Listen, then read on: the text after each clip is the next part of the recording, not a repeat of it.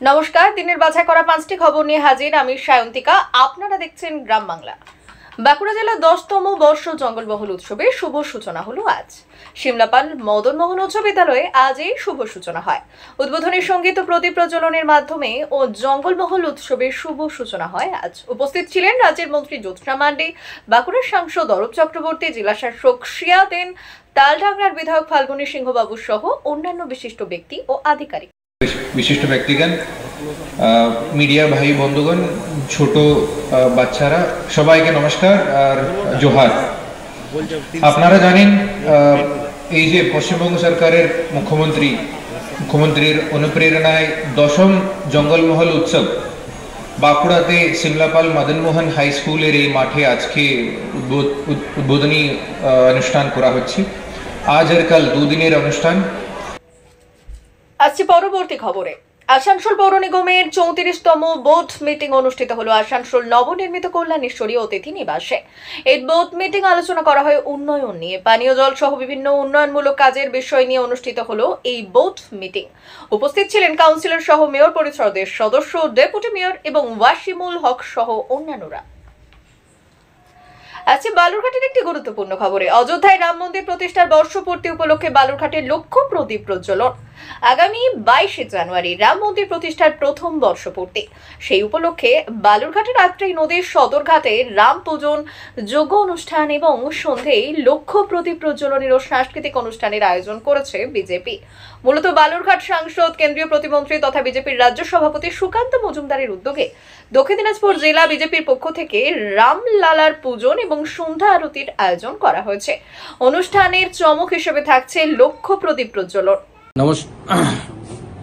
নমস্কার, আপনারা জানেন যে আগামী 22শে জানুয়ারি রাম মন্দির, অযোধ্যায় যে রাম মন্দির নির্মিত হয়েছে তার রামলালার প্রাণ প্রতিষ্ঠার দিন এবং তার 1 বছর পূর্তি হচ্ছে এবং সেই 1 বছর উপলক্ষে গতবারের মতো এবারও পুণ্যতোয়া আত্রেয়ীর পাড়ে আমরা 1 লক্ষ প্রদীপ জ্বালানোর সিদ্ধান্ত নিয়েছি। গতবারও আমরা জ্বালিয়েছিলাম, সকলে মিলে জ্বালিয়েছিলাম।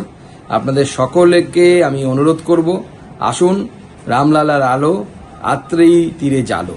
এই মন্ত্র নিয়ে আমরা আত্রেয়ীর তীরে বালুরঘাট শহরে 1 লক্ষ প্রদীপ জ্বালাই এবং তার সাথে থাকছে আরও চমক, আরও নতুন কিছু। আসুন, সবার সাথে দেখা হবে, আমিও থাকবো, আপনারাও আসুন। আজকের সব থেকে গুরুত্বপূর্ণ খবরে। অভয়া ধর্ষণ এবং হত্যাকাণ্ডের রায় ঘোষণা হলো আজ। দীর্ঘ আন্দোলন এবং প্রতিবাদের পর আজ রায় ঘোষণা হলো শিয়ালদহ আদালতে। দোষী সাব্যস্ত হন সিভিক ভলেন্টিয়ার সঞ্জয় রায়। নির্যাতিতার পরিবার সহ অনেকেরই মৃত্যুদণ্ড দাবি করেছিলেন। আজ বিচারপতি সঞ্জয় রায়ের যাবজ্জীবন কারাদণ্ডের আদেশ দেন। এই বিষয়ে কি প্রতিক্রিয়া জানালেন বিধানসভার বিরোধী দলনেতা শুভেন্দু অধিকারী? শোনাবো। এবং আমিও একজন মানুষ, যার হুঁশ আছে সেই তো মানুষ। সমাজ, পরিবার কেউ খুশি নয়। ভারতীয় ন্যায় সংহিতাতে ক্যাপিটাল পানিশমেন্ট দুভাবে ছিল, আছে একটা মৃত্যুদণ্ড, একটা আজীবন কারাদণ্ড। মহামান্য বিচারপতি তার ক্ষমতার বলে তিনি দিয়েছেন। আমি তার কলম বা তার রায়কে আইনগতভাবে চ্যালেঞ্জ করছি না। পরিবার সিবিআই তদন্তে খুশি নয়। পরিবার সিবিআই তদন্ত না, আপনি তো অন্য কথা বলছেন। আজকে তো জাজমেন্ট দিয়েছে বিচারক। সিবিআই তো সঞ্জয় রায়কে মেন অ্যাকিউজড করেছে এবং সিবিআই যে চার্জশিটটা তো আপনারা না পড়ে বায়াসড কোশ্চেন করছেন। না, 30টা পয়েন্ট বলেছে সিবিআই, যেটা এটা অমীমাংসিত এবং আংশিক। 30টা পয়েন্ট বলেছে, যাতে আরও অনেকে যুক্ত থাকার সম্ভাবনা সিবিআই ওপেন রেখেছে চার্জশিটে। কিন্তু সিবিআইটা বিষয় নয়, বিষয়টা হচ্ছে বিচারপতির হাতে যে ক্ষমতা ছিল তাতে তিনি ক্যাপিটাল পানিশমেন্ট চার্জ ফ্রেম করেছিলেন শনিবার। তার দুটো জিনিস ছিল, একটা হচ্ছে তিনি তাকে মৃত্যুদণ্ড দিতে পারতেন অথবা যাবজ্জীবন। তিনি যাবজ্জীবন কারাদণ্ড দিয়েছেন, সেটা তার এখতিয়ার, আমি সেটা নিয়ে প্রশ্ন করছি না।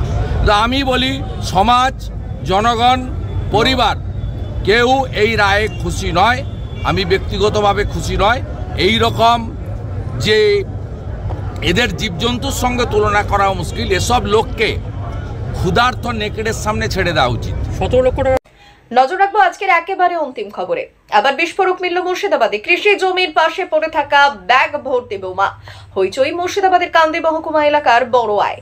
যে জায়গায় বোমা উদ্ধারের ঘটনা ঘটেছে সেটি রাস্তার ধারে। মুর্শিদাবাদের বড়োয়া থানার কল্যাণপুর 2 নম্বর গ্রাম পঞ্চায়েতের ঝিকরহাটি গ্রামের, অন্যদিকে সুন্দরপুর গ্রাম পঞ্চায়েতের কয়থা এলাকায় একটি চাষের জমির পাশ থেকে উদ্ধার হলো ব্যাগ ভর্তি 4টি তাজা বোমা। আর এই ঘটনায় চাঞ্চল্য ছড়ায় এলাকায়। খবর পেয়ে ঘটনাস্থলে পৌঁছয় বড়োয়া থানার পুলিশ, সিআইডি, বোম স্কোয়াডকে খবর দেওয়া হয়। দিনের বাছাই করা 5টি খবর নিয়ে হাজির থাকবো আমি, আর সঙ্গে থাকবেন আপনারা।